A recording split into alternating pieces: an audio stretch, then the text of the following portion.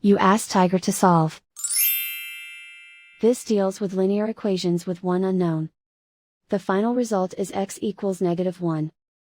Let's solve it step by step. Simplify the expression.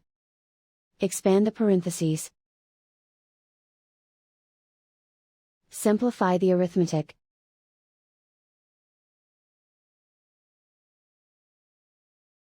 Group all constants on the right side of the equation. Add 12 to both sides. Simplify the arithmetic.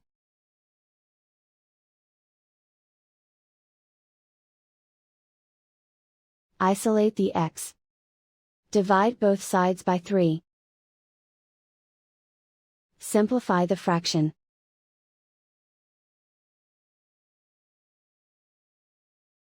And so the final result is x equals -1.